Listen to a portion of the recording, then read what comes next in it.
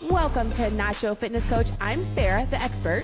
And I'm Caleigh, the beginner. Join us as we discuss fitness culture from our two very different perspectives. So grab yourself a protein shake or a glass of wine and let's get started. So Caleigh, between episodes, we kind of had a debate. We did about cereal. Because you brought up Honey Smacks, I think, right? And Audio Alan brought up Sugar Smacks. Is that the right way it went? Yeah. I don't know how it started specifically. I don't even know why it started. But then we started having this debate about the progression. Alan gave me some beef jerky. Right? Because we needed to refuel. We started talking about protein. Right. And then I was like, hey, Sarah, I forgot to tell you about this great breakfast I have been enjoying. Right. We completely overlooked that. Yeah. And yeah, okay. So I have the ratio 25 grams of protein yogurt with the granola and the fresh fruit. Protein granola too, protein right? Granola. See, so you're getting the protein in there. Yeah. Right? That's kind of been my breakfast go-to, either sliced up strawberries or bananas. That's really it. Which I was congratulating you because I'm like, that's actually a really great protein. And you completely forgot about it. And then I eat it every day, but I forgot it. And I was like, do you guys remember Honey Smacks? I know. And I don't even know how that went from there to there. And then Alan's like, it's not Honey Smacks, it was Sugar Smacks. Sugar Smacks. Yep. And I was like, my 1986 ass has never heard of Sugar Smacks. Well, this is pre-1986. Right, yeah, well, there you go. So we're showing our generations here between the three of us in the room. And so then in order to solve the mystery of the Honey Smacks versus the Sugar Smacks and then who was actually correct, Alan we gave it a Google ninja and we got information. Mm-hmm. What did you find, Alan? Found out that I was wrong. It was Super Sugar Crisp. So it wasn't Super Sugar Smacks. It was Sugar Smacks, Honey Smacks. Sugar Smacks, I'm kind of... Super Sugar Crisp. Was a different cereal, so we'll just... All together. We need a diagram with like the yarn going from because I think we were questioning whether or not there was one cereal that evolved into something else. Super Sugar Crisp. Because it was like, well... Wait, no. Honey. And it was like, well... Because honey's more quote unquote healthier than sugar. What we deduced was back in the 80s, back in y'all's days. Well, he was saying 70s first. Let's just... Which is my days. Yeah, which is his days. Helen, how old are you? Stop. I was born in 71. Just like, I was going to say, just my 4-year-old would say, what's your number? What's your number? What's your number? What's your number? I'm 4. What's your number? I'm not trying to call anybody out, but... Right, so he was referring to the 70s, and he remembered the Super Sugar Crisp. And Sugar Smacks. And Sugar Smacks. Evolved to... Honey Smacks. I'm like, well, that would make sense because in the 80s, Smacks. that was the big push because sugar was no longer healthy. And so they made the switch to honey. I'm guessing, I don't know, I guess we'll have to like research this a little bit more. But I was like, we should talk about that because that was a real thing. On the fly, this episode was not planned.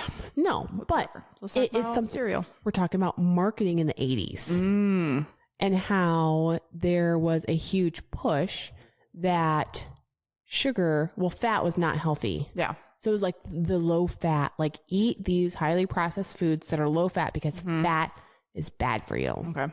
And so that's what we were marketed to in the 80s was like the low fat ranch, all the low fat, everything. Like fat's what's going to kill you. Right. Is the fat. And so what they did though, and you start taking products and you start taking out the healthy fats, that's what your flavor. Yeah. So guess what they replaced it with? Sugar. There's this whole big marketing scam by the industries of, hey, we're just going to blame it all on fat so we can sell more processed, highly sugar injected foods. Do you remember I think it was in the 90s, the campaign for, I think it was Kellogg's. Oh, one of the cereal brands. Where it was like, eat this cereal for every meal and it will lower your... Sugar K. Yeah, Special K. Special K. Yep. Did I say Sugar K? Well, that's what it is. K. Yeah, sugar. That's right, because they did that whole marketing blitz. And it was like, eat this 2 to 3 meal. 3 meals a day, you're going to lose 10 or 15 pounds. It will lower your cholesterol. It will... Yes, all these lofty claims. Yep. And so and doctors around the world were like, no. just Special K, but it was a real thing. I think, was it really in the 90s or was it like late 80s, maybe even? I feel like. I don't know. I was early a 90s. little teeny tiny infant baby in the late 80s. She's like, well, I had to be old enough to remember. So silly. It was definitely in the 90s. But that was a whole thing. It was like a whole diet. And I feel like it was like a 2-week challenge, maybe even 2. Or am I making that up? Like, do this for 2 weeks. You're going to lose all this weight. You're going to change all your... And so it's kind of wild, actually, how much... Cereal. That is cereal, but people bought into it. Mm-hmm. I would have. They really... Well, I mean, why wouldn't you? They were... Sounds pretty simple, right? That tracks. And just eat cereal. Stop. You know, I'm missing probably half the things that you reference. Nope. No. There was no reference there? See, okay, well, dang it. I'm missing it too. But there's no reference there at all. But it's the power of marketing with foods, right? And so it's a big industry. It's kind of wild. So it really is. And I think breakfast in general, I think is touted as such an important, which it is, an important part of your day. And so I think certain companies have really cornered the market on eat this, no, eat this, no, eat this, you know, to start your day, energize yourself. It's kind of, maybe this turns into like the market false marketing podcast. So it's like, okay, what are some other products that we've seen that have like all these marketing claims? Because the one that kills me is like the Cheerios ones where they're like, eat your whole grains. Yeah. Eat your whole grains. I'm like, what percentage of these Cheerios are actually whole grains? I don't know, but it's a marketing thing. That's the problem is we don't know. No, we don't really know. Unless you're eating whole foods that you grew yourself, essentially. Right. Yeah. Which is true. Like if you want to go super extreme, you got to have your own garden. Right. You got to know because otherwise there's all kinds of stuff in it. But otherwise. Yep. Or I remember too, it wasn't actually very long ago that the dairy industry was going through and they did huge campaigns on milk being a protein source. Oh. Do you remember that? That wasn't even very long ago. That was probably 8 to 10 years ago. So like the early 2000s. For a while, they were hammering it because they had, you know, all different kinds of groups that were like the vegans were like, don't drink cow's milk. I remember the drink milk. I think it was campaign. Yeah. Well, that was, I think back in the day when we were younger, it was drink milk for the calcium. Yeah. That's what And then they went through, 10 years or so ago, there was this huge marketing push that it was like, no, we're actually a source of protein. And I'm like, okay, so let's just define this really quick. Before you can call yourself a source of anything, that needs to be like the majority of what's in your product, right? So if you look at the label of milk, the carbohydrates grams are higher than protein. Yeah. So I'm like, you can't. Carbohydrates. Right. Yes, exactly. Go with that. But they're like, but that's not the angle that we want to market and get people to sold because people are told to have more protein now. And we went through and I feel like we're coming out of it, but the big anti-carbs. Yes. movement. Well, yeah, because it was like nobody wants to eat carbs. That started with the Atkins diet way back when, and then it's transitioned into the keto. And like, here's all they're hating on the carbs. I'm like, don't hate on all carbs. Not all carbs are created equal. You've got some that can be really beneficial, Right? But no, the highly processed, high palatable, low nutritional value stuff is probably not the best option. Yeah. But people wrap carbs into everything. Yeah. I do think we're coming out of that, maybe just a little bit. And I don't know. So cereal in general, I'm gathering that's not a thing you feed your children. No. Ever. No. Every now and then, if my husband goes to the grocery store, he'll drag home a box of like shredded wheat. Oh, wow. Yeah. I mean, he's pushing it there. Right, I know. So we'll have shredded wheat. Is it frosted? No. Oh no. But here's actually part of the reason for that is because I do love cereal. And I'm a bottomless pit with cereal. Like if you give me Cinnamon Toast Crunch or Lucky Charms, the entire box is gone. So it's something I choose not to have because I will eat it all. Your kids have never had frosted mini wheats? Oh, no, they have not. They just have shredded wheat. Strawberry flavored. But now when they go out to Grandma and Grandpa's house, they know exactly where the cabinet is with the cereal. My kids have Cocoa Puffs probably every third day. As a snack or in the morning? Breakfast. For breakfast. First thing, AM. Yeah. Energy. Cocoa Puffs? Why Cocoa Puffs? They love them. Oh, well, why wouldn't you? They're It's kids. chocolate, right? They Is that love one them. chocolate and peanut butter or just chocolate? No peanut butter. It turns the milk chocolate. Oh, well, What's not to love? I do love chocolate milk. You know, best cereal of the 90s on 3. Let's go. Oh, the 90s? Okay, hold on. Oh, okay. Yes, got it. 3, 2, 1. Cinnamon Trix Toast cereal. Crunch. Oh. Well, that definitely made the milk the fruitiest. Yeah. For sure. But Trix. we never had Trix in the house, I don't think. Trix was legit. I would go And then through- Honey Smacks was a close second for sure. See, that was nasty. I love that stuff. You couldn't let it get too soggy. Oh, so there was a timing issue. Yeah, there was a time. Yeah. Oh, Alan's agreeing on this one. So but you have that texture thing. Yeah, it can't get too soggy. You still got to have some crunch to it. Of course. My daughter, she likes to let her cereal get soggy. I'll pour her a bowl of cereal and here's your cereal. Mm-hmm. She's like, I'm going to eat it later. Like what, for lunch? She likes it to just get one like, big bowl of mush. Soggy. You know what? Every now and then there would be an Apple Jacks box that would get mixed in the Jacks 90s. are legit. They're good. Cookie Crisp? Nope. Never? You never No. tried it? Are those the ones that They're have just like tiny little cookies. I know, but aren't that the one that's got like the jail guy on the outside? Yeah. The And the cop? The cookie crooks. Oh yeah.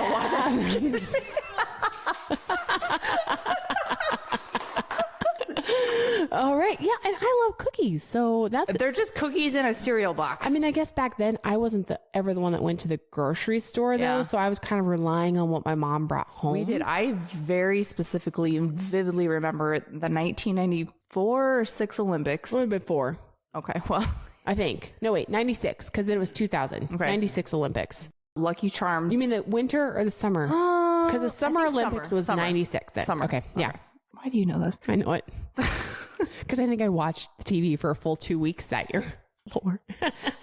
I knew everything. The about only reason I knew the Olympics existed as a thing was because Lucky Charms did a thing where you could dig through the box and find, which is a whole nother thing we need to talk about. Is Do the they do toys. that anymore? No, they don't. Why? No. Because some kid choked or something and now they like banned it for everybody? No, I think probably because it promotes like Binge eating? To get prize, to the bottom? prize winning for junk food. What's wrong with that? I don't know, Sarah. What's I think they have stopped putting toys in because trust you me when I say I have bought my kids plenty of sugary cereal over the last 8 years. We are robbing an entire generation. They will of, never like- experience. That's really sad. But Lucky Charms used to give like you got medals, like a little coin, in like the an Lucky actual Charms? coin, like a legit. It wasn't plastic. It was a legit coin in the box. In honor of the 96 Olympics. Yeah.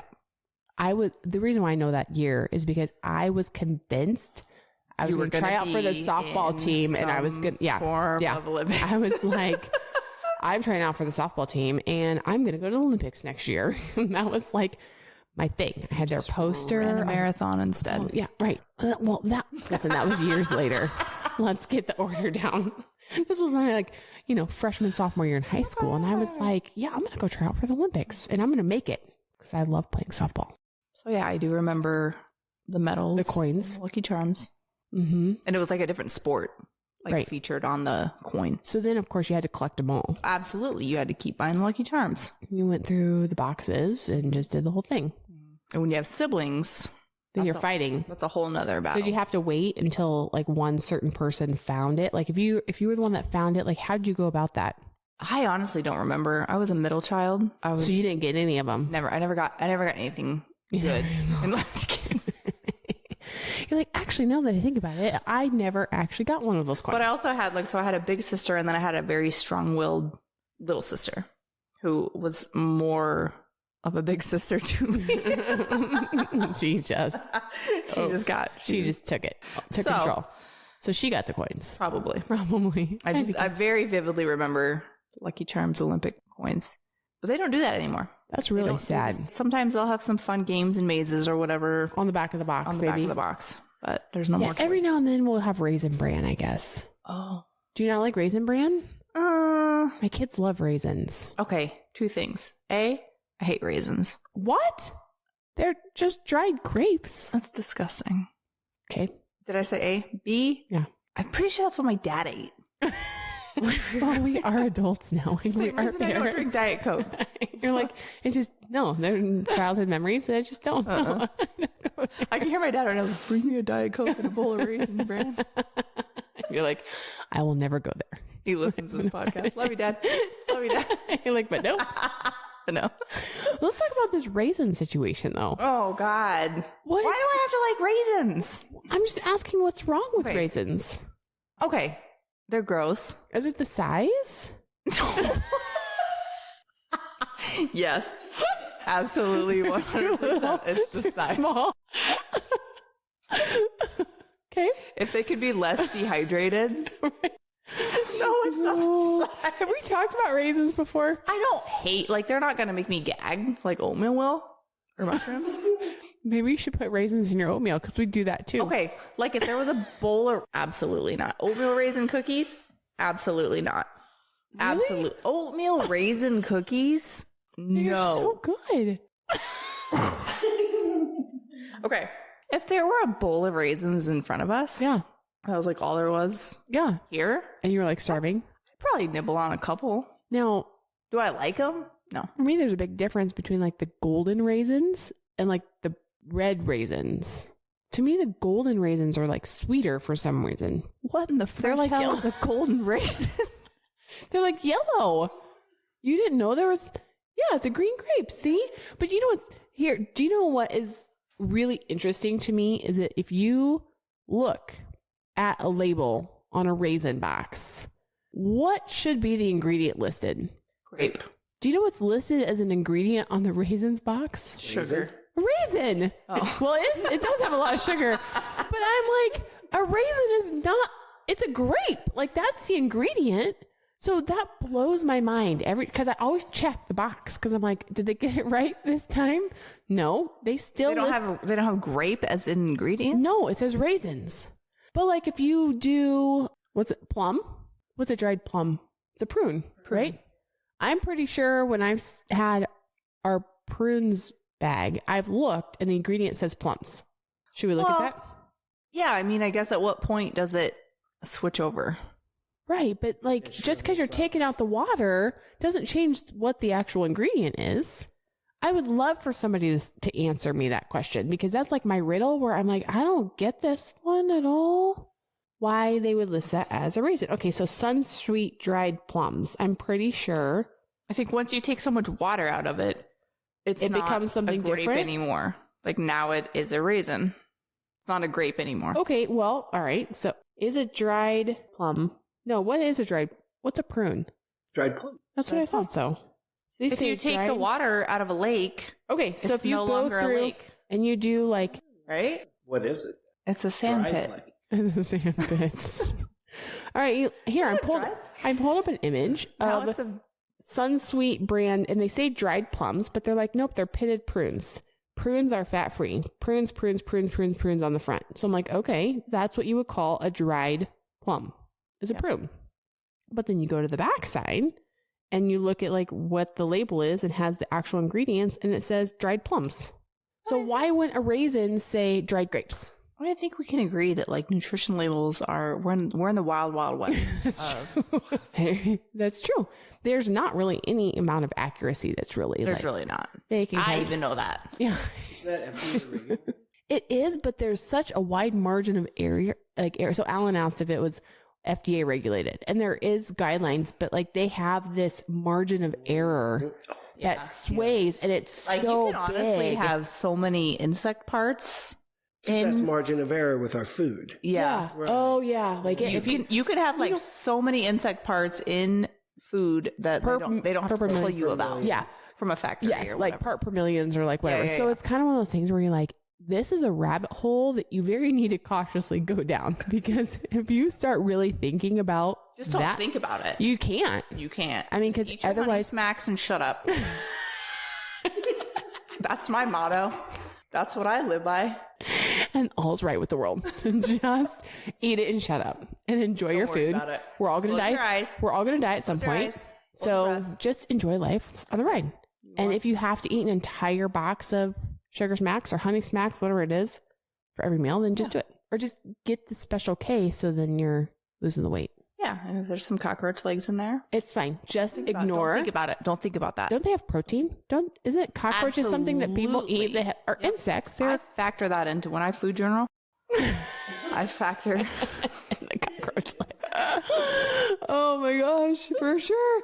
Well, we kind of we hit on cereal, we hit on breakfast, we hit on inaccuracy of nutrition labels. We talked about the grand marketing of the fats versus the sugars in the 80s and how it changed a bunch of stuff. And listen, people, marketing is big money. For sure. The way food companies tell you to perceive their product is billions of dollars. Yep, absolutely. So, next time you see a commercial for broccoli, then, maybe you'll start eating more broccoli. Don't believe it. Grow your own broccoli. Go off the grid. You do have, really, if you wanted to take it that far, then you would have to go off the grid. Cancel your electricity. Turn off all your utilities. Go plant your own garden. I don't think I could do that. That quality of life for me would be horrible. I think. No, I mean, I am very introverted and I prefer to be antisocial a little bit, but I don't like to grow. I can't grow things. I don't like to garden. It would kill it. There's no way I would be able to be successful growing a garden. I've tried. You have? Mm-hmm. That's for another episode. We built this addition on top of what our garden pit was. That shows you how much I care to garden and grow things. Awesome. Well, for something that was really kind of unplanned that came up in conversation between episodes, there we go. It was a lot of great nuggets of information for people. It's a whole conspiracy, really. Well, there's a lot of things in life that are great grand conspiracies. So, but for somebody like me who's never really eaten breakfast, I ate cereal as a kid. I grew up on cereal and Pop-Tarts. I have Ooh, what's your favorite Pop-Tart? Not from yesterday, from like the 90s. Oh. Can we talk about brown sugar cinnamon? So good. But then every now and then I get in kicks where it's like the sugar or the strawberry versus the cherry. And then it's like, do you put it in the toaster? Or do you put it in the microwave? What are you feeling like? I've never put a Pop-Tart in the microwave. Oh, really? Oh, so good. Okay, but can we talk about Pop-Tarts versus toaster strudels? Do you do toaster strudels? On a regular basis? No. Do you like them Do I walk down the frozen food aisle every once in a while and see the toaster strudels and think, yeah? Really? Yeah. So you would prefer a toaster strudel over a Pop-Tart? Every day of the week. Really? And not only that, I like toaster strudels because you can write curse words. The frosting. Right. Alan never thought of that. I don't know. That was the first thing I thought of. There's going to be some pissed off breakfast receiving, people. Here you go, honey. Just enjoy your toast. I thought everybody was doing this. I don't know that I've ever actually eaten a toaster strudel. Oh. I don't think so. I don't think I've ever. Well, when between the Raisin Brands and the unfrosted mini wheats, that's who has the time? That's true. Does it surprise me that you haven't ventured into the toaster strudels? No, no. I pretty much go down the aisle, the frozen foods aisle, to get the bags of vegetables, and the aisle labeled like regular, brand fiber. Protein. Frozen vegetables I just jet down that section, grab those bags, and I'm out. I challenge you to live a little. Get a box of toaster strudels. You know what? Get real wild. Get a box of breakfast Hot Pockets. I kind of feel like just for once in your life. I don't know if I've done breakfast Hot Pockets, but I grew up there was always Hot Pockets in the freezer. I just bought my kids their first box of Hot Pockets this last week. How'd they feel about that? Audrey was a hard no. Clarice was fine. They were just the cheese pizza ones. My kids would not probably tolerate that. The only reason they had a cousin come over, and the cousin was talking about Hot Pockets, and my kids were like, "What are Hot Pockets?" The other thing I think my kids are maybe kind of getting shorted on is Totino's pizza rolls. Oh, did you grow up on those? The pizza rolls? I'm still growing up on those. You're like, wait, I've got those in my freezer right now. That was actually dinner last night. I love pizza rolls. We had them growing up, and I think in college I bought them a little bit. Round and ranch, basically a bowl of ranch. Really? With some pizza rolls, like a bowl of cereal. Oh no, we're crossing over into a whole new thing. Sorry, I was just kidding. I was just joking. Ranch and pizza rolls? Do you do it with a spoon? Are we over? I think we need to be done. And so, well, on that note, I think we're gonna leave you hanging. Whatever this episode was about, thank you for listening. Until next time, bye.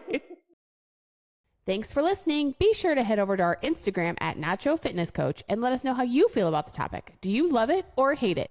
Also, don't forget to hit that subscribe or follow button wherever you're listening. And if you like our podcast, leave us a rating. See you next time. You've been listening to Euphony Innovatives Sonified.